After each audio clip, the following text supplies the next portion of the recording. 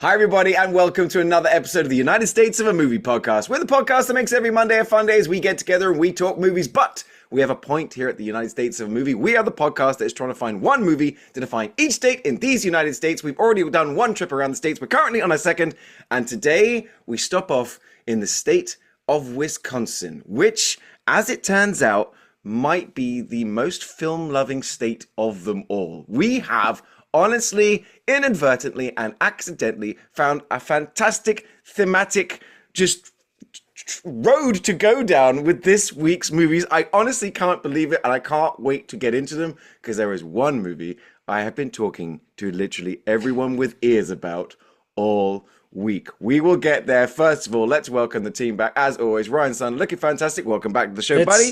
So great to be here, and it's such a fascinating thing to do this podcast like every week as it goes through like ebbs and flows. Like last week we had a rough one, and this week more than made up for it. Oh, so much so. And as always, sitting in the middle of his very own video store in Los Angeles, California, surrounded by ice, Will Hush, welcome back to the show. Oh, God. We got to keep it down, guys. They're just right outside. Yeah, I mean, Wisconsin, man, you guys are the anti-Rhode Island. Like, you know, the roller coaster we've been on the last few weeks of this podcast. We're utter despair, and then this week where it's like, I'm so happy. Everything's great. Yeah. It really has bounced us. Like the last 5 weeks have gone from win, lose, and then finally the taste of GARP has been removed from our palates. Oh, if only, because I was definitely bitching about that movie still last night with my friends. But yeah, Wisconsin, last time around, we were utterly charmed by this bonkers movie that Will brought to the table, which is the giant spider invasion. A hilariously weird and strange movie that only got together and only got made by the sheer determination of Wisconsinites. You know, building this giant spider, mounting it on a chair, on a car, using actual downtowns and real people, and it was like crazy and hilarious and a little bit incesty in places in a way that we found just utterly like original. Just enough. Just enough. Now, if I remember correctly, they mounted the spider on top of a Volkswagen Beetle, which is like stolen valor, no? Like, yeah. You're not allowed to do that. Yeah. Technically, it's a bug, right? But this time around, we have got two movies that the guys brought to the table, which very much embrace that exact philosophy. That it's just Wisconsinites seem determined, and they want to make a movie. They're gonna make a movie, and one of those is an example of it, and one of those is an example of the story. Ryan, why don't you introduce your movie? Because it's what a banger. I picked a movie I'd only heard about. It came out last year, the year of our Lord 2024. 2022. Nice try. Shit, really? I thought it came out last year. It's 2022. I'm looking at it here. I, for some reason, thought it came out last year. I think it won a lot of awards last year. Or maybe like it gained a little more popularity. A lot of people were talking about it. It was all over my Twitter feed. And I was like, what is this movie about? And I think I maybe watched just a few seconds of the trailer, and I was like, this is insane. What is this? And just going on that, you know, we're keyed into that best movie by state subreddit. Credit to the person that does that, just to see like what people think is their choice. And this one popped up a lot. And after seeing it, it's an incredible film. We picked Hundreds of Beavers. Hundreds of Beavers. A movie that lives up to its title. It genuinely does. I remember hearing about this as well. It's just something that in like, you know, the film Twitter world, the Reddit world, everyone was like going, I'm hearing about this movie. Like, and people who have seen it are going, oh, you've got to see it. I knew nothing. I'd only seen the poster. I went in completely blind. Mm-hmm. And actually, like many people, in the first 5 minutes, picked up my phone and Googled Hundreds of Beavers black and white, ? Just making sure.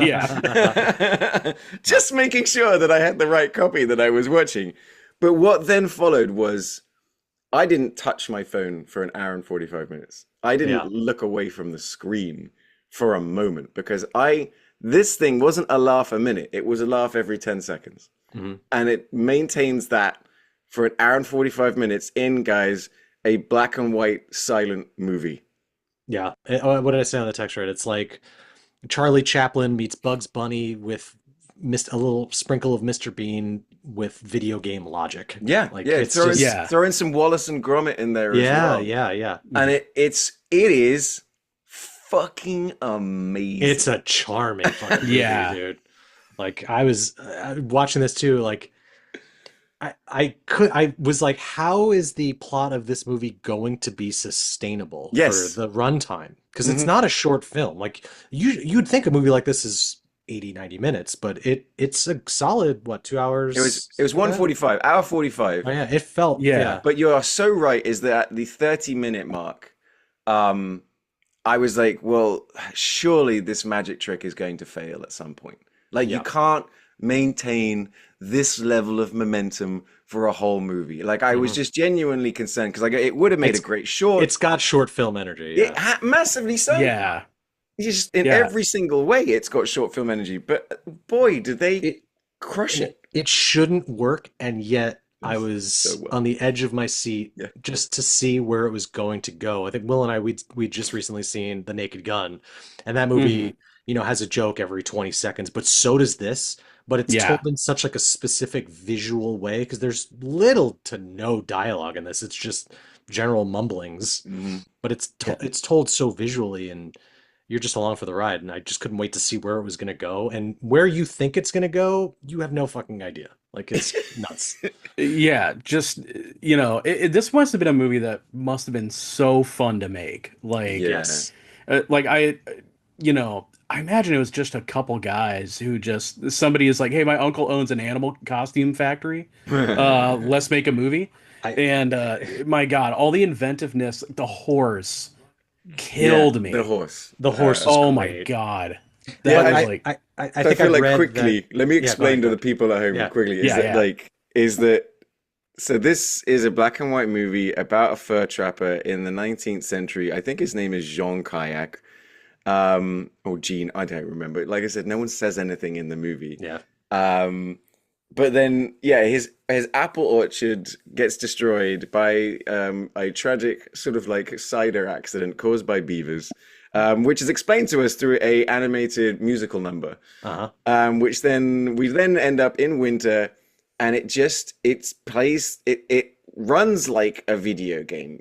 So it's in a way using 1950s Hanna-Barbera kind of like sort of slapstick aesthetic, but also with the rules of. Imagine if you were watching a YouTube video of someone playing through a Mario. Yeah, it's got this like progression system built into it. Every animal in this movie isn't an animal. It's just some dude Guy in a costume. Yeah. in a costume. And it works. And I think I had seen an interview with him as far as the costumes go. I think they had just bought like a hand. I think there were like 6 animals. They had a wolf, a beaver, a rabbit, the horse, and the dogs. They have And 6 beavers, 5 dogs, 2 rabbits, a raccoon, 1 wolf, a skunk, and a horse. But they would just digitally duplicate them. Yeah. Like this is just like you said. Well, this is just them filming this mostly on green screen or actually out in the wilderness in Wisconsin. And I tell you what, and we will get back to this, right? Because there's a lot that I want to talk about, but I also want to bring in the other movie because I think for once it's actually going to be kind of fun to talk about both concurrently. It's always fun when they overlap somehow. Yeah. This one really, really does. So Will, tell us about the movie that you brought to the table, which is a little bit of a step outside. We've done it before, but it's a documentary. But boy, was it the right documentary for this week. oh my God, yeah. Like, so it was the 1999 movie, once again, like best year for nailed it. American movie starring the 2 most charming Wisconsin yokels you've ever met in your life, just trying their darndest to make Coven. If you've ever had Coven, if you've ever shared a beach with somebody on a porch, these are your guys. Yes. This it's honestly like I was texting the fellas during it. I go, guys, am I watching the best satirical Christopher Guest mockumentary ever made? 100%. Yeah. Or is this It's real? Are these real people, or is this pure, unadulterated comedy? I love the magic of that. Honestly, yeah. like the whole It's time I'm like, is this supposed to be fun? Like it's a genuine, authentic, heartfelt documentary about this guy trying to make this passion project he's worked on for I think like 15 years or something like that.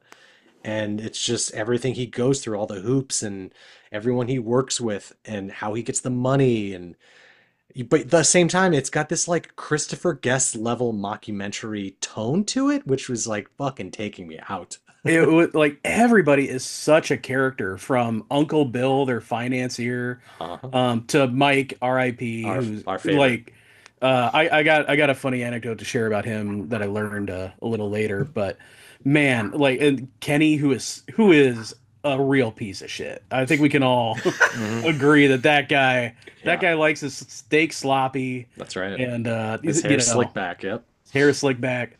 But the So the mum, man, like cast, like the the mom, mum, yeah, his parents. the you know, mom, oh my God. the Shakespearean actor that's Oh taking my everything God. too That guy seriously. was incredible. It's got all the notes of a Christopher Guest Everything. mockumentary. Yeah. And it's impossible to say if that was intentional or not, or this is just how these people are. Genuinely. And So I don't yeah. even care. I don't even care. Like it So was it was just that's it. shot between 1995 and 1997. It's directed by this guy Chris Smith, who also sort of like shot and produced it, right? And it tells, like I said, the story of this guy that we were talking about, Mark Borchardt, who is just, I mean, it's like he's half a step away from Napoleon Dynamite. And it's like, and he's just got an interesting look and interesting glasses and hair and He looks like a vibe. roadie, like a band roadie or He something. does. And Yes. then Mike, like you're saying, his buddy, who's just like, I don't know. I can't even do a Mike impression without feeling like I'm not trying to be mean about the guy, but the guy is like, No. just, he's like, if you sort of zoomed inside his head, inside out style, it's just You would one. see hundreds of beavers. Yeah, exactly. Yes. It's the bit. It's like the Homer Simpson bit where they're like, "What are you thinking about?" And it's just like the cow dancing, and like Yeah. it's just like, Yeah. But it's like, what's crazy is it's so it's all about how Mark's trying to get money raised to make a feature film called Northwestern. But what the movie is really about is about him trying to make Coven, which any other person would refer to as Coven. we thought like for the first God. 30 minutes they were saying COVID, and I Yeah. was like, That was what? yeah, it was blowing my mind because I was like, was that a word that existed before and we've just now started using it? Like no, but the debate between the Shakespearean actor and Mark about how it should be pronounced is so I funny. could have watched that for a solid Yeah.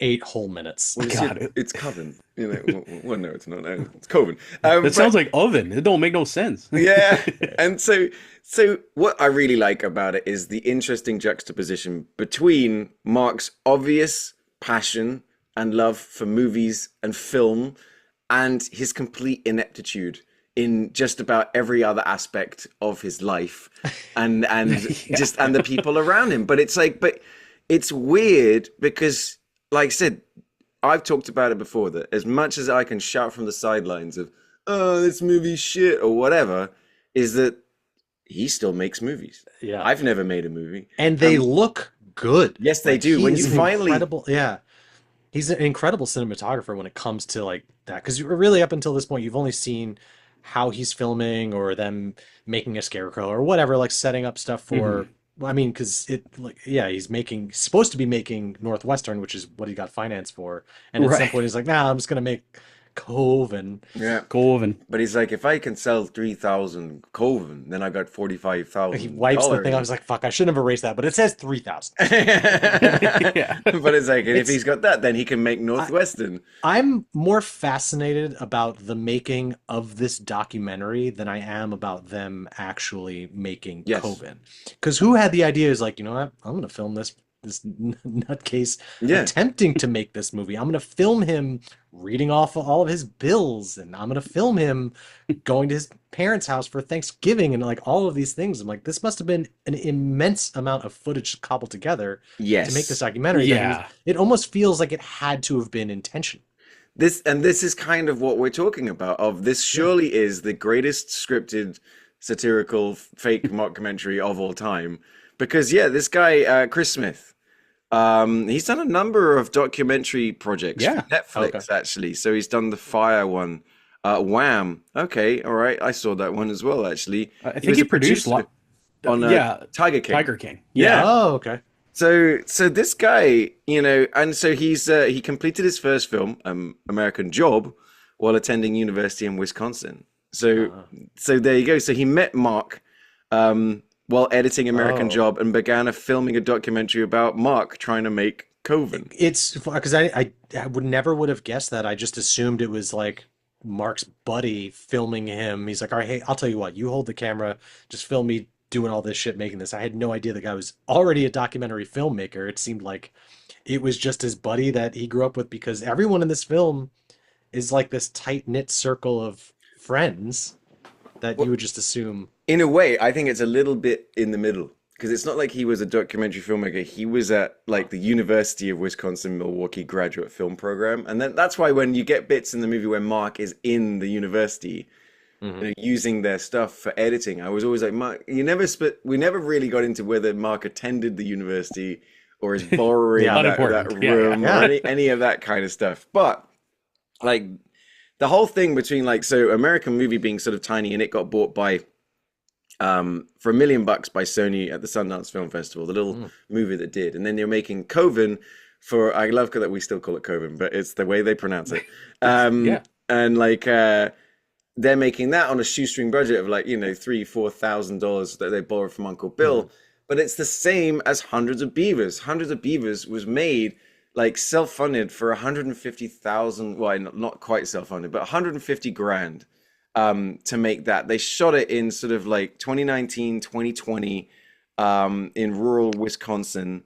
They were able to sort of raise enough money to make the first sort of like 30 minutes, the first Mhm. act, and then take that out and show people to get funding to make the rest of the movie. Like, this is what Which is we've made. crazy. This Yeah. is what it looks Yeah. like. And it's like, and like you're saying, it is basically Coven. Hundreds of Beavers is Northwestern. It's to realize Yeah. it's if Mark Yeah. wasn't quite Yeah. so That was the crazy. overlap was the you film know, Mark was trying to make was Hundreds of Beavers. Yeah. So watching these back to, Yeah. I'm glad I watched American movie first because Oh. then that was like implanted in my brain the entire time. Like, oh, this was just the movie they're trying to So make. I did it the Yeah. other way They're around. both black and white. Yeah. Yeah. That's it. That's all I got. No, but like Yeah. I did it the other way around, and I thought I did it right as well, which is like, to watch the struggle of these guys try to make a movie and then to watch a movie that was the result of a struggle Yeah. and it would be so good. So like it's just these two movies are just They're perfect for each other. symbiotic, yeah. Yeah. Almost like 20 years later is crazy. But what you can't deny is the amount of like heart and passion in both of these movies. Yeah. Like you Yeah. can really film it as not just like people like us who just like casually enjoy movies. Like you can really feel that they wanted to make something special. And you honestly, like, what I really like about American movie is they hold back from showing us any of Mark's footage. We don't really Yeah, get to you see some clips of- shots, but Okay, yeah. yeah, because Yeah. you see behind the scenes of the shots being made, you see the frustration on his face as it's like his mum's having to line up the camera, and he's like, "So, am I in the shot or not, mom? Like, oh, you want to be high? Like, shall I move the no, ma? Am I in the Yeah. shot? Like, and he's like, did you don't follow me? And the frustration on his face as he's trying to just do this head move, and the frustration of trying to ram this guy's head through the kitchen cabinet, like repeatedly. Because all of it has to deal with like the financial struggle of it all. Like Yeah. how is he going to afford Yeah. to purchase film? How is he going to find these locations? He's got the guy sawing the cabinet door so he can smash someone's head through it, and you have to watch like painfully watch that fail a few times. Yeah. So the whole time you're like, God, is this ever going to get made? Like you really feel the tension in having to make a movie. I mean, It- like, yeah, go Will. Yeah. Oh, I was gonna say it's just a lot of that stuff is funny to watch. The cabinet door, especially because I can't tell you how many productions I've been on where like, okay, we planned something, somebody's gonna go through a wall or something, so we scored the door, and oh, something doesn't work. Okay, we gotta like kind of pre-break it a little bit more, but put it back up. So, and it really makes me feel good to be like, man, at every level of filmmaking, no matter what level you're always Mark in that Yeah. kitchen cabinet. Like even if you had millions of dollars, like still they run into similar issues. And I'm like, it's always film school. No matter Oh what yeah. level you're working at, it's always film school. And Mhm. that makes me feel good. I think this movie would benefit. I mean, any young aspiring filmmaker to watch this just to see that it can be done, and like you're not alone in struggling to Hmm. make a film and on any level, be it financial or whatever. You can get it done, and all you need Yeah, to do is sell 3,000 copies and that's title your it. movie something weird that no one can pronounce. And have a 150-year-old uncle who's sitting on $250,000. God, Uncle Bill that is the financier I'm looking for. Somebody who is almost dead and is just willing to give me all their money to make something. That Yeah. is, if you're out there, if time's running out, you got 10 minutes left, hit me up. I My mean, whole thing with that, he's like, you're gonna get your money back, and I'm like, is he gonna enjoy it? Like, Yeah. I mean, I it mean, I was already nice knew what was gonna happen, when but he brings him out to the premiere. It was really nice. But like I yeah, said, another Mhm. interesting part of American movie is the little drip, drip, drip, drip of, and I tell you, it's the Great Instincts by Chris Smith as a documentarian of like slowly opening things up. What I mean is like we learn more about Mark. Mhm. Like to begin with, it's just like he's trying to make the movie, and then for me, the hardest handbrake of the movie was when he goes, "These are my kids." I'm like, he's got fucking kids. He's got three like three fucking kids. kids. Yeah. I Yeah, was like, My God. what? add And then another like, struggle. Yeah, yeah, and then you're sort of like getting into like the separation, but we never ever see her face, so it's yeah. no issue. Then it gets into his drinking, then it gets into like how his dad's like this fucking kid, and his mom who's like, oh, he likes movies, And so his like, two perfectly normal brothers, like yeah, it's Right. just, Yeah. it's everything you would expect from this. Again, it's like impossible that it's not a fucking Christopher Guest mockumentary. It's just all of the pieces are there. So for it not to be, it's almost too perfect. yeah. Yeah. And that's I think where we've got to give like credit to Chris Smith for just like identifying this guy clearly loves movies. This guy is also a fuck up of an incredible degree. Yeah. I Yeah. think. I think what tips it over to where it's like this has to be real. Other than the fact that we know it's real, but I think for me, if this was like a written film, if somebody sat down to actually create these characters, Mark would be a bit of a scammer. Like would be a bit of Oh yeah. he's trying to get money out of people and never quite Yeah. finishes things. But Mark is genuinely concerned about making sure like Uncle Bill gets a Oh return yeah. and like that this stuff gets made. Like he's not the reason why you like him is because he's not putting up a front. He really, really wants to do this and do it right. And that's what makes him endearing is that he's not like a scumbag. He is actually genuine and heartfelt about wanting to make this. And then like his friendship with Mike, and like if you asked Mike sort of why are you guys friends, it's like, oh, because like I stand next to him, and Yeah. I'm in his We used presence. to party You together. couldn't Yeah. write that as a character if you had a million fucking years. They would No, tell you to tone it down. They'd be right. like, It's okay, it's too much. they're all very cartoony. Like they're like in a way. Hmm. They all have these affectations and but again, it's so endearing and it's so charming that you're just like you want them to win. You want Right. this to succeed. Well, And speaking I of charming and endearing and wanting to succeed, that is the exact through line of hundreds of beavers. right. Well, I was gonna say, Yes. and like Will, you had actually seen because you have the 4K or you have the Blu-ray, Yeah. whatever it is, but Hmm. which also has the short film Oh, you've Coven got on it. Coven. Yes. So saw this You've documentary contracted years Coven. ago. I've contracted Coven. I saw this documentary for the first time, I think when I was working at Hollywood Video in 2005. So that was the last time I had seen it. But I've never seen Coven. Mm. I had always heard about it, and the 4K came included with the. So I finally watched It's it. I'm like fascinated because I want to know about it, but also I don't want to break the magic of enjoying because like Coven would be it's like it's impossible for that to be any good. Like given everything you've seen, like there's Uh-huh. no way it could be like, wow, more people need to see this. Whereas I think, American movie kind of elevates that even more. I would definitely say my love for the documentary played a lot into how I felt endeared towards the short. Okay, yeah. It was just it was great to see like, oh, these are the takes they used, and Oh, like, oh, here, okay, this is where the ADR was done. One of my yeah. favorite scenes. I've been saying that in my head like the past week. It's okay. Yeah, Jesus But to told me then, to. but to Jesus then loves to you. see it Yeah. in the context of the scene, you're like, yeah, that worked, you know. But it was I will just, say the ADR like synced up really well. yeah. I was shocked. I was like, wow, all right. Like good for Uncle Bill for sticking it out. You're right. If you had seen, if you were one of the 8 people to see Coven before this documentary had ever actually come out, like I can't imagine it being like some groundbreaking stuff. And we're I still don't waiting know. for Northwestern, so we'll see. It's Yeah, yeah, you go like online, it still says in production. It's good. Yeah. 25 years later. Uncle Bill's 738 years old now. Yeah, yeah.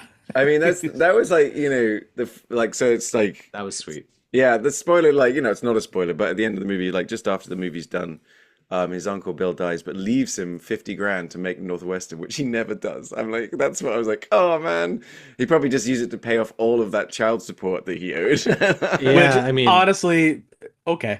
Yeah, yeah, exactly. no. I'm all right with that. But like to do like a welfare check on what he's if he's directing anything now, I think he popped up in like Wrong Turn 2 or something weird. But Yeah, he he wanted seems Yeah, he to appear in wanted there. to he win, seems man. yeah, he seems to more be an actor these days, like appearing in different things. That seems to be what he's doing a whole lot. I know Mike released an album called Songs I Know, which Hell yeah. is that's so charming. That's such like a, Hey you guys, know, this is an album, all the songs I know. yeah, exactly. It's He like, plays them all blindfolded. yeah. I should hope you know them, Mike. Like, Yeah. God, what, just what a charming guy. Yeah. I liked Mike a lot. I would love to share a beer with any one of these gentlemen. Oh yeah, Right. Well, you wouldn't do it with Mike because Mike joined Alcoholics Anonymous, right, sure. but then became a compulsive gambler. But remember, like the thing with the lottery is sometimes you win and sometimes you lose. But with drugs and alcohol, you always lose. I don't know why I became Irish then, but Yeah. it's like he just every time Mike spoke, you know, it's just I could hear. Like I said, I keep imagining what is inside this guy's head. What is his internal narrative? And it's just the dong. Yeah, Yeah. it's like It's just a bit of bell in the background and wind blowing. But again, it's I'm not trying to be mean about no, Mike. no, No, it's so engaging. I would liken him to Carl Pilkington, who I think most Yeah. people know as Ricky Gervais's Yeah, all buddy. right. In that, whereas he's sort of the charming, likable version of Yeah. where Carl Pilkington's like a malcontent, but He's the things he says and the way he thinks is so like not what you expect. Mike's similar, except for complete opposite outlook on life. he's unintentionally deadpan, which I love. Mhm. I was like, I couldn't wait to see just the bit of him like attempting to scotch tape the flyers up, and I Yeah, mean, it's unbelievable. Yeah, we put And the like, flyers down on the newspapers, and the guy came and took the newspapers. So he took the flyers, and again, yeah. I'm just going, Christopher Guest, you're a genius, you're a yeah, genius. uh-huh. It's like, where are the guys? This is incredible. But no, no, whole thing's real, which is just bonkers to me. Yeah. But you can't. I mean, it's kind of like you're saying is you're so invested in these guys, and it's like you yeah I you'd use the word losers in a way, but they're not at the same time. It's like they're Right. just so you're like, come on, you fucking weirdos, let's do it. Let's make this movie. Yeah. Let's get it across the line, please. That's a difficult like line to thread too, because any other, instances you'd be like fucking just in movies we'd watched before, you're like, I don't like these characters or I don't like these guys, and it's just you want them to win. It wouldn't have been And I hard of the guess in a director way, to turn us against them or to make Right. them the butt of a joke. yeah, And they aren't the no. butt of a joke in this. You can joke with them and you're seeing the craziness for what it is. But yeah, this director finds the whole sort of like, no, it's the love of film. Mhm. And the thing is like, what is this podcast if not that? What is so Yeah, much of what Couldn't people tell do? you. But like it's just there's so many of us out Yeah. there that like, that love film to watch this guy just, like I said, you're kind of thinking, well, fucking hell, if this guy can do it, Yeah, surely very I true. can. Yeah, very true. Yeah. If this guy can do it, and especially these days, I hate to always bring it back to my anti-AI rant, but this guy can make movies without the use of any digital technology and can make it happen. So it's one And of it those things looked where, good. Like I yeah, can't stress enough how like what you do get to see, you're like, fuck, these are like striking shots. yeah, Couldn't and tell you that what the movie was about. it's about a Coven. But But he's an alcoholic and he goes to AA, but then it's like a cult Yes. thing, and then they yes, bash a bunch of cars real good. Like, all right. Yeah. yes, and confusingly, he plays a character named Mike, and Mike is in the short film as another character, and I'm just like, oh, Never we said he was a gotta good change, writer. right? So that made it a little hard to follow, but yeah, no, the one thing I took away is I'm like, man, if he did have the resources, I bet he could make a pretty good movie Yes. because Yeah. he is like really competent at composing shots, and he does his dialogue. I mean, he calls it out in the movie. Like you see him being like, "Ah, this dialogue is just cheesy, but I'm trying the best I can." He's got the awareness to know like it should be better if I had time, if I had resources. He could knock a movie out of the park. He could be a So Jeremy Saulnier, you know? Yeah. He could Well, have a Blue mhm. Ruin. yeah, well, I Exactly, kind of yes. wanted to sort of say that exact thing, Will. That's exactly what I was thinking, is that there's not much different. I mean, they may disagree, but between Mark and between the filmmakers of Hundreds of Beavers, so Mike Cheslick, Mhm. um, is that yeah, they just I think the real difference between the two is that Mike and Rylan were able to raise 150 grand, whereas Mark was in crippling debt while trying to make Yes, this movie. yeah, So he's making everything in Coven and everything else in between his job, cleaning up the cemetery and giving his uncle a bath. God, the And monologue of him going in and having to clean, like, just to clean up the shit on yeah, the yeah, walls. I was like, it's went on. classic. I was like, It's God it's yeah, damn it. absolute classic. But then, again, so Hundreds of Beavers is in every way just these guys got the money. But it's yeah. also of just like, as well as, man, do they know how to tell a story? Hmm. Man, do they know how to land jokes? Man, do they know how to frame some stuff up? They're like this movie. So like I'm jumped back over to Hundreds of Beavers now, but like Hundreds of Beavers it's so it starts off and it just gets a bit silly. It's silly right at the Hmm. beginning. I showed my wife the first 10 minutes last night. I said, you've got to just watch the first 10 minutes to understand. Hmm. And she's like, no, I like this.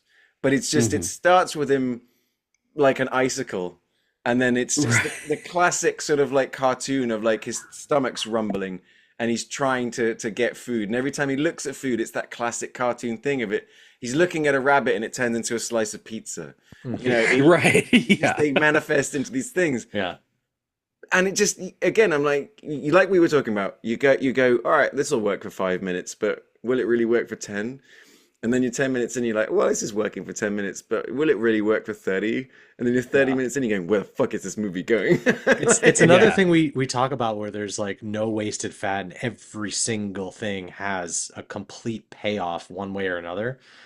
Whether it's like really innocuous, like the guy using the spittoon, or just Yeah. him gaining tools, or like literally everything comes full circle and is paid off. Yeah, thank you for bringing that. You actually made me gasp. I don't know if that came over on the microphone, but yes, that's a perfect thing. Is that it's like RRR.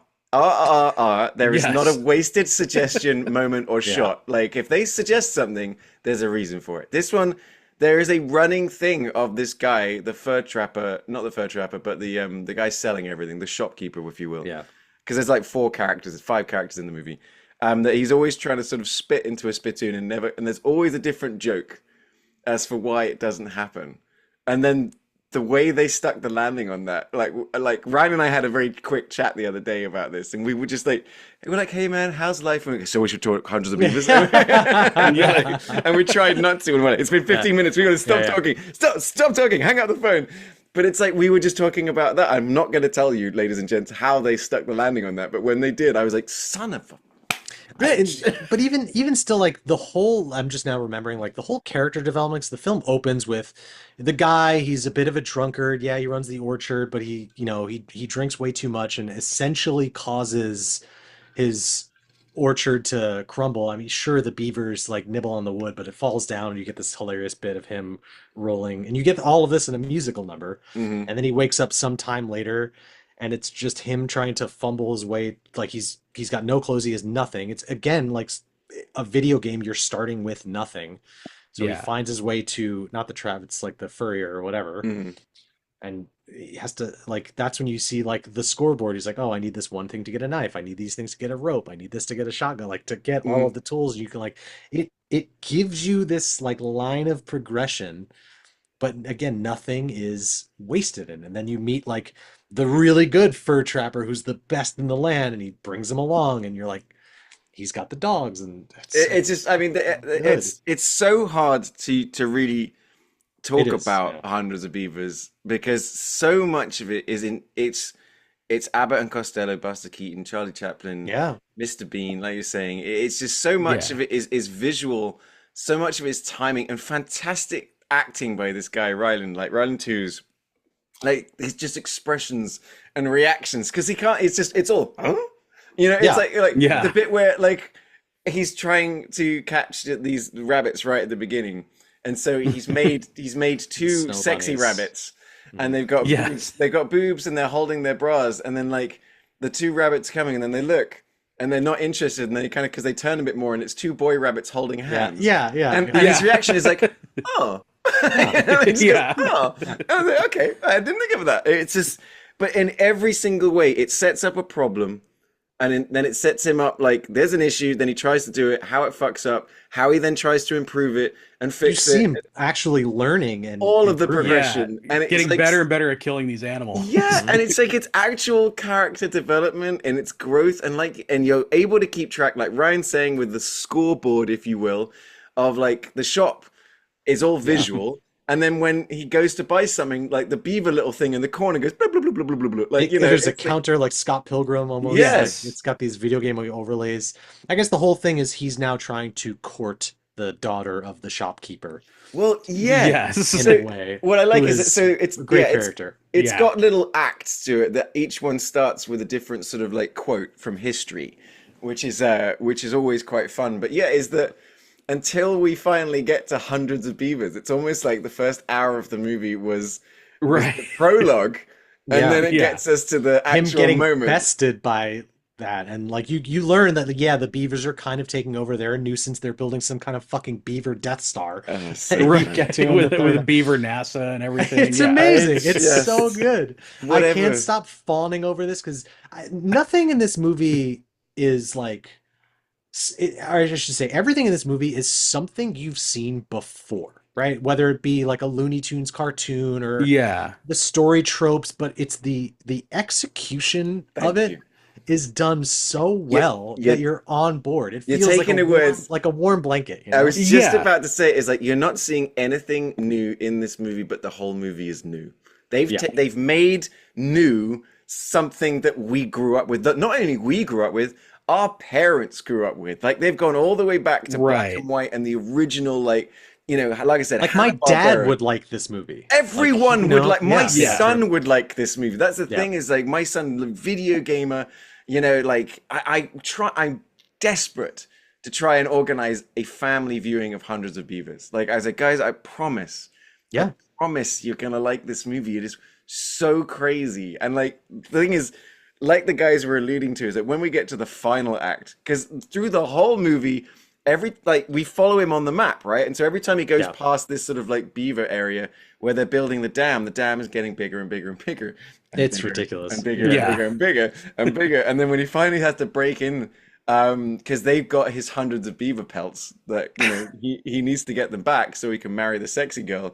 We'll get to the sexy girl in a bit as well. Yeah. It's very funny, but like Yeah, like they were saying, as he gets inside and it becomes like a Star Wars movie, and then it becomes like an Indiana Jones chase. It's the quintessential hero's journey, because even before that, when the king, like the good trapper, befriends him, takes him under his wing, you get that drip feed where they go to each thing and you see how he's catching these beavers, and you can like kind of see him learning a bit, and then ultimately, they encounter the wolves, which was oddly terrifying. Yeah. You get the 6 dogs playing poker, which I thought was such a The fucking funniest funny bit. joke in the movie is that they're hanging out at the fire, the dogs are at the corner playing poker. Yeah. But then every time a dog dies, the game is changing. Yeah. Like, so when there's only one dog left, he's playing fucking solitaire.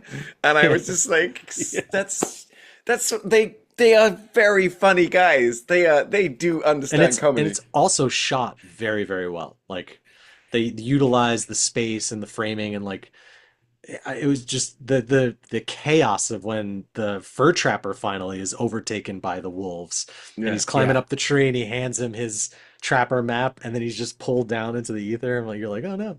And he pulls up the map, he can't fucking read it, so he has to make his own map. God. It's great. It's absolutely brilliant. There's almost too much to talk about, to the point that I mean, I would want to put the movie on right now, and as we're watching it, just live talk about it, just endlessly, because it's so engaging at the same time. Like the few instances where we've had movies that are like, this is an absolute group watch, like get everyone together. It's such a fun time, and I'd be hard pressed to think like it's a difficult movie not to fall in love with.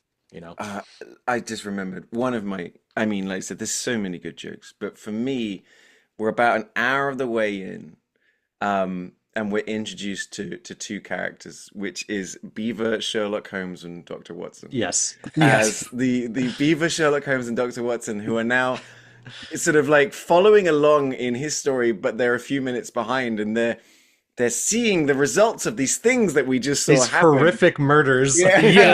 And they're putting together this absolutely hilarious and wild sort of thing. And I had to be like, one of my absolute favorite jokes is when they trap him. So Sherlock Holmes and Watson basically trap our trapper because he goes to the furrier, and like he walks up against like a flat 2D version of it that collapses on him. But it's the fact they then pull the same joke off again. That then a flat version of the thing looking like it's fallen over then falls on him again. I laughed so hard when they did that. It's such Wile E. Coyote logic. Exactly. It's a bit that I like, just having seen, it's a bit they pull off in the Naked Gun movie to an extent. Like there's a similar kind of style joke that is very fucking funny. That they like, it's one of the things like, you repeat it a couple times, it's funny, then you repeat it and it's not funny, and then you repeat it 17 times and it's even funnier. Yes. Like, but I did not see that, because like he walks up to the shopkeeper and his daughter, and he's like, hey, what's going on? And he realizes, he like walks into the camera, which is like really cool. But I love him like having to pull off like the Star Wars disguise to get into the test, which fails like immediately, but you get the hilarious fight scene, because anytime he's like throwing one of these, it's clearly like a giant stuffed animal. It's so funny. The best part in this movie for me is the quote unquote gore. Is so oh my god good. Like when the lady is cutting open the beaver, and it's all these like stuffed animal organs and stuffing, like literal like foam peanuts and stuff. And you could tell when a movie has really captured you like this, because as that's happening, I'm going, oh, ew. Nothing, there's no actual gore on screen. She removes the heart out and hands it to him. It's heart-shaped. Of course, it has to be. But then like that becomes like, he opens it up and it's like the grubs, but you can tell it's just like fingers in there. Which then becomes... It then becomes the tackle box that he can use to catch the fish. Which is one of my favorite bits. He sets up this snow. He's like, you see it on the map. You see the geography of everything. Like you see the dotted line, and it's telegraphed so well. So he goes and he sets up the little snowman with the ice hole, and he's having a really hard time catching this fish. And he sets up the snowman with the fishing pole, and the pole falls down.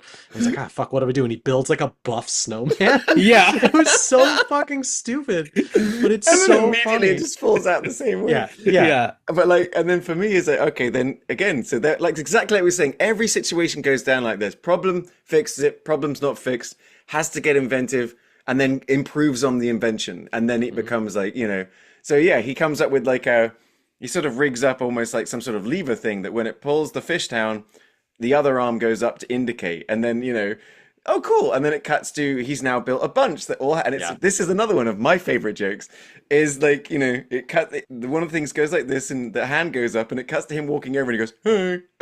Like he waves and goes, It's hi. so funny. It's such a throwaway thing. And I just burst out laughing. There's so many things. Even the throw, like, again, there's nothing wasted in this. Everything has a purpose. Even like anytime he would whistle and just go, yes, the evolution of that. Which would trigger, like, you get to the end, like when he's trying to overpower the wolves. You get this, like, every single thing that he's learned becomes this, like, Rube Goldberg machine to launch the skunk into there. It drops the icicles. It traps the wolves in there with the beavers, essentially killing them all because ultimately the shopkeeper's like, oh, you want to marry my wife? You see him mouth hundreds of beavers. I think it's the first time you get the title card, like exactly. An hour and a half. It's an hour movie. It's so far into the movie. But yeah, I forgot the woo woo, and the bird just comes brrr, and they played that joke like 17 times. But again, and every time laughed. It's funny every single time. And then, then it becomes like the payoff. And that's why I think the absolute pure genius like of this is like the writing. And like, how did they do it? I mean, in a couple of different ways. One, are they on set saying, this is what we're going to do? Or is it, because I think there's an element of chaos in there as well. I want, like, one of my favorite little bits is every time a rabbit runs away, it falls over. Like, You're right. Everybody always trips over when they're sort of running. But are they there going, all right, this is today's script, like, bit. How can we make it funny? Like, did they shoot it in order? Here's my other question. They're clearly shooting it in real snow a lot of the time. Yeah. It's all real serious. Yeah. And like that actor is like shirtless. Basically naked. Yeah. And I'm like, because you were like, oh, imagine how fun this was. I go, I don't know how fun it would have been. Yeah. Well, if you grew up in Wisconsin, don't know any better. Yeah. But it's just, I mean, I wish we had a documentary on these guys making this movie too. I did go and try and watch like some behind the scenes. There's not a ton, but it really is like hearing the director like talk about how he was getting some of these shots and what his inspirations were. I was like, I always love seeing that stuff. But the third act of it is so like, again, it's the final boss level of a video game where it's him Hitman style going through this beaver hideout. And of course they have a science department that's building a beaver rocket. But again, you get the callback that's like it's being fueled by the cider and he is re-triggered. He's like, oh my God, I want to drink this so bad. But even that bit of him like going back several times and not doing it, like, why are they building this fucking beaver rocket? You have like the beaver cult that's burying the bodies and like, what is this beaver hierarchy? I'm so invested in it. The Beaver Society is so great. I did at a certain point, I was like, oh my God, they have to form one giant beaver. They all have to Obviously, they all have to do it at some. I don't know at what point. It's not because it was reminding me. I don't. You guys never played the Enter the Matrix video game, did you? I did. Yeah. Okay. You remember the end where all the Agent Smiths combined into the one giant Agent Sure. Smith? Who could forget? There was a certain point where like the shots were kind of matching up and it just triggered that memory in my brain where I'm like, giant Agent Smith, are they doing that? And then when that happened, I'm like, this is the greatest movie ever. I was just dying. And like for me it's the the effect is so funny too because it's clearly a guy in with, like printed on beaver, but like there's a shot where like splits in half and like comes back. Like there's some like really cool practical work done, and it's all done in like Photoshop and Premiere. It's like everything you see on like Corridor Crew would talk about. It's a 1500 Adobe After Effects vibes, and it's like they make some great stylistic choices, like when they are on the Beaver Death Star, like when you've got the two guards, like standing in a window, the window and the lighting creates the It looks a face of a beaver. giant beaver. Yeah. So when they turn around, it's like an angry beaver looking at him. looks It's like so good. brilliant. Yeah. Well, the Really bits cool where shot. he's being launched by the catapult, those shots of him like, you know, like gives you that like comedic element, but of like, you buy it. Like, Yeah. I just wish I was this good at something. I wish I would have been able to see this in a theater because it would have Yes. broken my brain, you know. Yeah, I Yeah. would have been being around other people laughing, you know, because being in a room by myself laughing. I mean, honestly, that's what I mean. If I'm watching a movie by myself and I'm laughing out loud, you know, I laughed out loud multiple times. many, Yes. many times. My roommates heard me, like, as I often do, I'm watching these movies while I'm on my treadmill, like watching it, and my roommates, like in the other rooms, heard me just like cackling at a bunch of different like, points. I love that there are individual bits in this that are also like 3-act films unto themselves. Like when he's following the rabbit tracks, it's the one rabbit and then he meets the other rabbit and then you see the sexual imprints in the snow. Yeah. the baby rabbits. And the baby rabbits, and then one forks off and goes with another. Like it's an entire like Right. it's basically Marriage Story. Yeah. Told in rabbit footprints. In footprints, yeah. It's And like, then and it goes even further. I loved it because eventually we're God. following the babies, and then we Yes. get to them, and then there's these two little baby rabbits, and they're like, and he looks down and goes, oh, and then it just cuts them on a fucking spit. And I knew it was coming. I knew. I was like, yes, you did it. It keeps cutting back to that because again, like you learn, like he struggle and he makes the fire, but then the wind comes this way. It's a whole running thing of him making the fire. But anytime he would like kill any one of these creatures, it cuts to him sitting at the fire and it's just the corpse just sitting there, whether it's the wolf with the icicle in its eye. It's the one. Wait, I another thing that I loved is the 4 beavers that he kills, or they end up essentially killing themselves. The one gets like stretched out, one's got a hole in its stomach. When if you didn't think this was going to turn into like a fucking courtroom drama sequence, with the shittiest beaver lawyer you've ever seen, it's just like, I don't even know what the fuck's going on. They show basically all of his malfeasance, and it cuts to hit them like, what are you planning here with all these beavers? Are you building some kind of Fantastic Four beaver squad? So fucking good. Not a wasted moment in this movie. God. You're always going to get me, whether it's a beaver or human, the old country lawyer who's there to like prosecute the main character just with the suspenders doing the whole that will get me no matter what. I just I can't, I mean, it's so hard for us. Like the only true way, like peeps at home, you know, if you're watching or listening, is this is number one priority in your life right now. Our conversation must be incomprehensible if you've never seen this movie. Yes, like this must be like just 40 minutes of people being like, "What?" It is so good. And it's like it's on Prime, okay? You can watch it. But it's like and YouTube. The thing that confuses me a little bit is why is this movie not bigger? It made 1.2 million, right? It's self-funded pretty much. I mean, it made the same as American Movie made, right? But this movie, we've seen it. It's incredible. Everyone that's seen it says it's incredible. It's got incredibly good reviews. Why is this not even bigger? Like to get like a cult status in 2 years, you know, that's a tough one. Well, it's you know? it's 2022, but or like 3 years, excuse me. But you're right, is that because then you were thinking it was 2024 because it did kind of get a bit of a sort of a resurgence. I'd only heard about it last year. I feel like it's just that new movie that I will tell everybody about. Yes. Like if anyone goes, so what's the movie you would recommend? Hunters of Beavers. You know what I mean? Immediately. It's like, and that's kind of what I was talking about last night with my friends, and we were just talking movies, talking the podcast and stuff. And the reason I was recommending it is just like sometimes it's so hard to be surprised by movies. And you know, all of the ones that we've loved in this season, be it the substance, you know, be it things like Strange Darling, exactly, and Blue Ruin, like there's always like some gems. These movies that surprise us, that do something. Barbarian, you know, like all of these sort of like just that you think you know what a movie is, and it's like it doesn't. And not only is it not doing that, it does it so bloody well that you're like, oh, they can. There are still, the movie industry isn't dead. You know what I mean? Because sometimes you look at the theaters and like Ryan was talking before we recorded, but like, you know, about the idea of just superhero movies just being superhero movies. And, you know, you in a way, you wonder sometimes, are movies dead? And then you see something like this and you go, nope. Yeah. No, there are hundreds of Beaver reasons why movies awesome. This Hundreds of Beavers is a better Marvel movie than I've seen in the last like 10 years.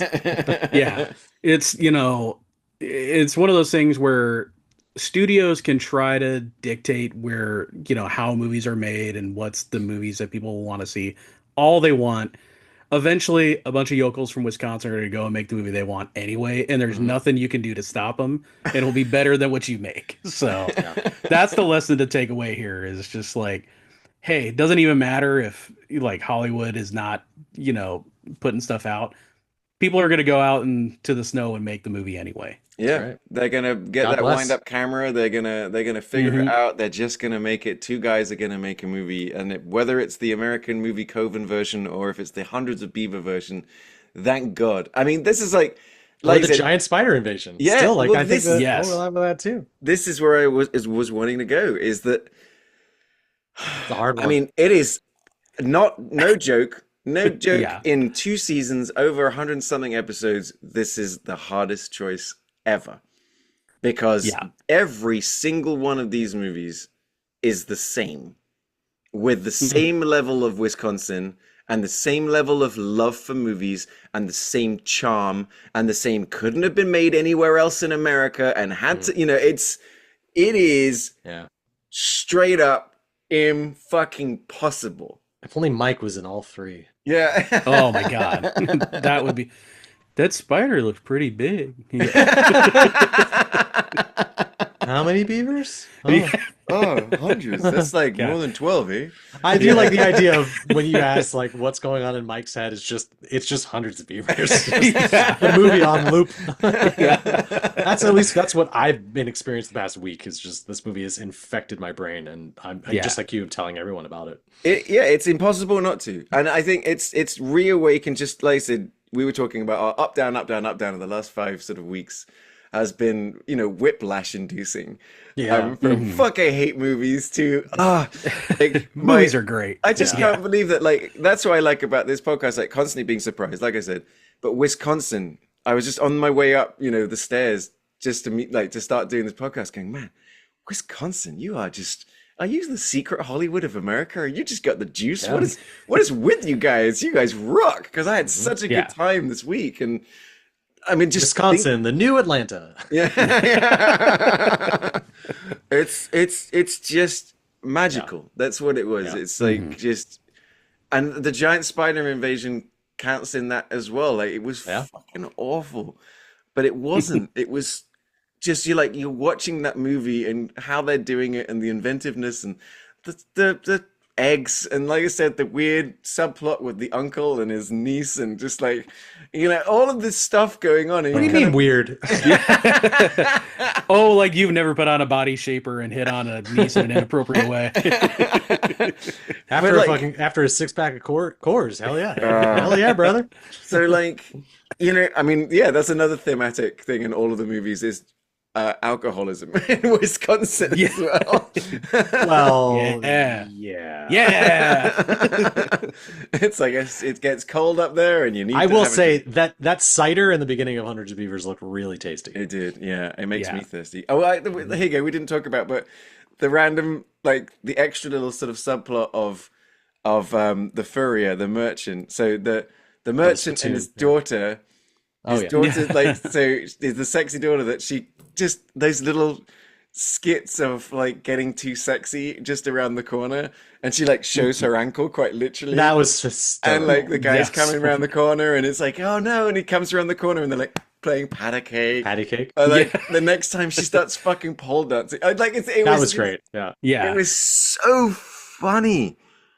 They didn't even try and make her look like an old timey shopkeeper's daughter. She was just short black hair. You could see her tattoos. You're just this is just this actress doing that. Yeah, and she was great. Only movie she's in. I actually follow her on Instagram now. She's she's all about traveling. She's like the witch, the Wanderlust witch or something like that. I'm aware. Yeah. I mean, what? But more like 101 beavers, am I right? So guys, who wants to try and pick. Even watching these movies, I always try and think of like that as I'm watching them, and just I knew watching both of these this week that we were gonna have a really, really tough time. So I tried actively not to think about it and just kind of enjoy these movies for what they were, and hoping that would like reveal itself. But I mean, for me, like I want to give it to Hundreds of Beavers just flat out because it's the most enjoyable thing. Like I will see myself rewatching this for the rest of my life. Yep. Whereas American Movie, like you can't deny the passion in that, and you can't remove the Wisconsin out of any of these movies. But from like a purely enjoyment experience of like what's a movie that I'm going to show someone, it's going to be Hundreds of Beavers. I think I think you're 100% right, and I think the way that I would explain it is that Hundreds of Beavers is the same as the giant spider invasion, but it happened because of Wisconsin. In Wisconsin, they have an idea, they realized it, and it took determination to make it. But Hundreds of Beavers, like you're saying, is the one that I'll be watching forever. I'll recommend to people. I'll go, hey, do you want to watch something? I've got something crazy for you. Like something that Ryan loves to do is like, he'll show people, he could watch a movie 5 times in 1 week if he gets to show another person for the first time this movie that he thinks is great. Yeah. And it's like, but I think what it is though, is when I'm showing them, I would talk about the giant spider invasion and I would talk about American Movie going, if you want to see something else, like about something like this, you've got to see American Movie because it's. Is it the perfect triple feature? It's wild. I think so. I think it is as well. I mean, that's why if three-way tie. That's exactly what I was going to say. Is if we could, the three-way tie would be all of them because they all deserve it. They're all about movies. We would retire Wisconsin to the United States of a movie rafters and never talk about this state again. Yeah, no, I totally agree. Like we said last week, Rhode Island is in timeout. Wisconsin's the opposite. You guys might be just the champions of America. My God, these 3 movies. It's funny because Giant Spider Invasion is almost like the movie Mark would make. Yeah. Although it's not as good as cinematography. But I think I gotta agree about Hundreds of Beavers because. It like I love Giant Spider Invasion. Hundreds of Beavers is an actual good movie. It didn't fall on its face and become a cult classic. It actually set out the mission and knocked it out of the park. And I think will become a cult classic. I think as this love for this film grows. And I mentioned I want to see the director's previous film. I think it's called like Monster in Lake Michigan or something like that, which is shot in the exact same style of this. They did like dialogue. A black and white short movie. Yeah. But I think for me, I think Hundreds of Beavers has done maybe almost the impossible. It's entered Wraith-like territory for me.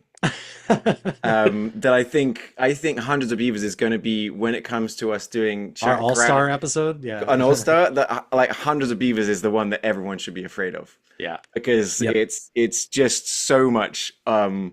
It's got the juice. It could take the whole thing. It's got that's what I think. I mean, can you imagine if it came down to that and the Wraith?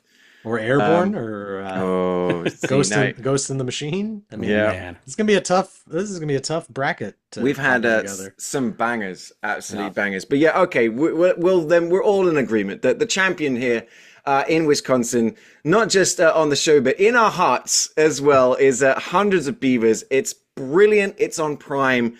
You really, really should find an opportunity, get your friends together, sit down, and you're going to start questioning us right at the beginning. You really are.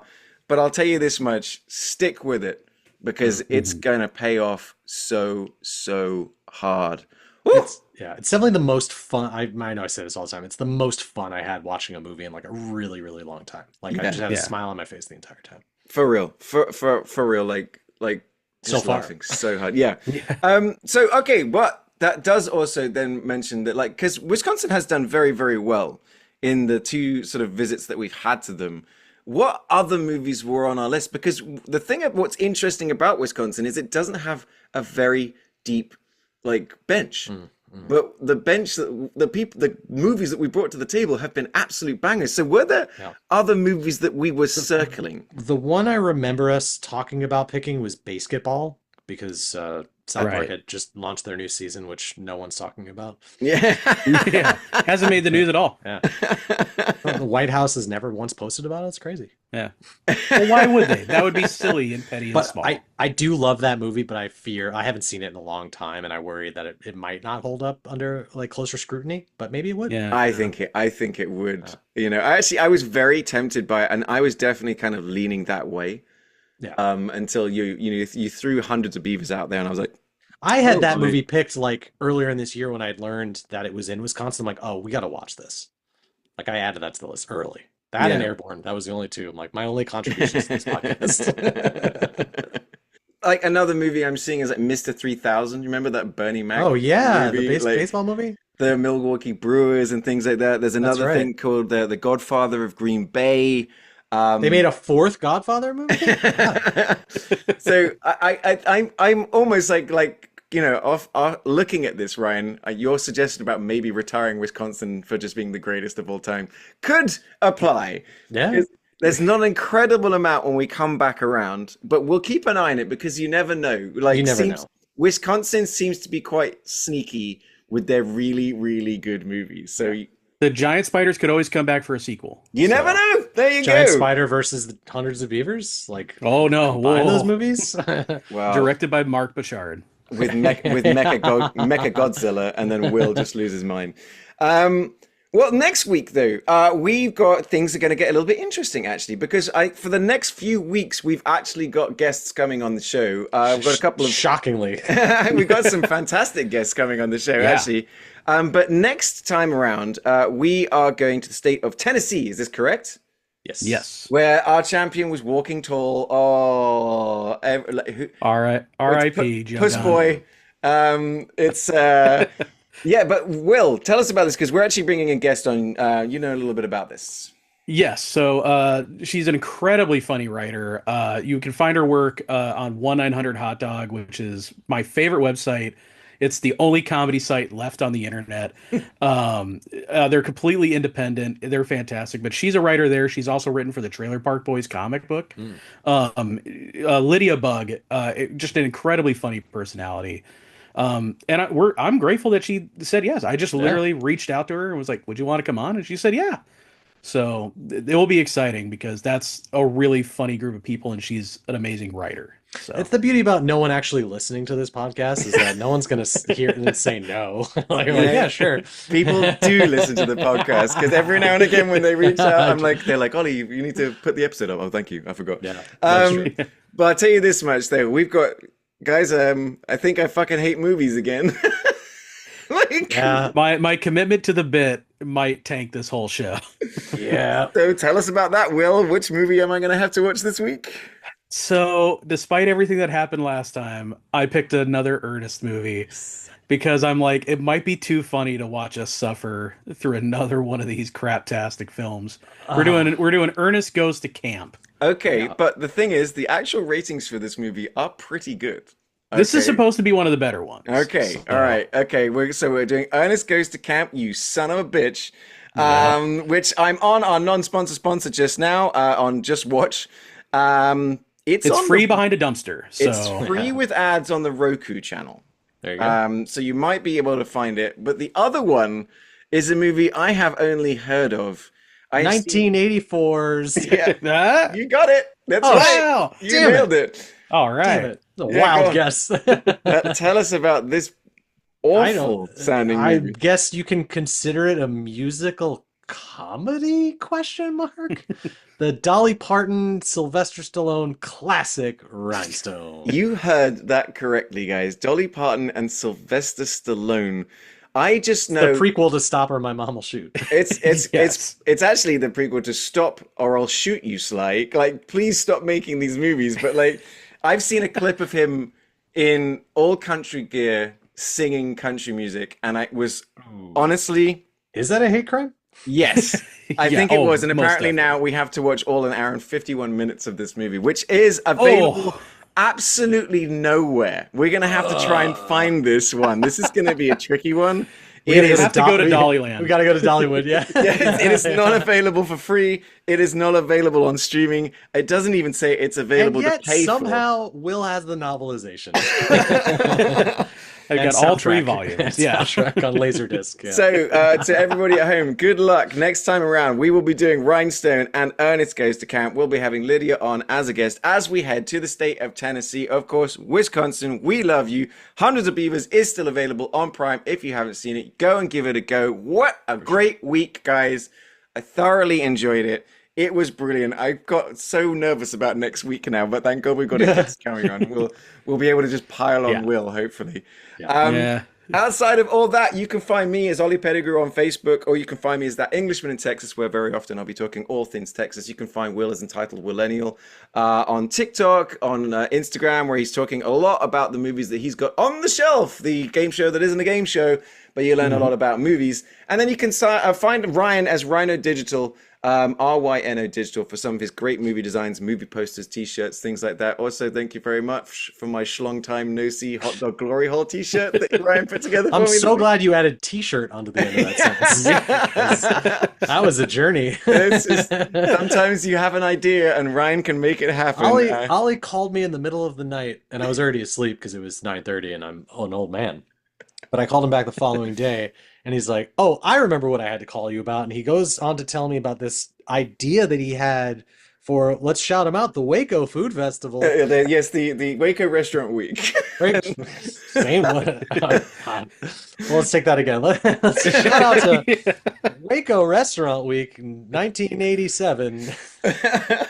But he gave me this idea for a hot dog. Was it a hot dog eating contest? A hot dog glory hole, where they just hand a hot dog to you. And I was like, yeah, we call it Schlong Time No See.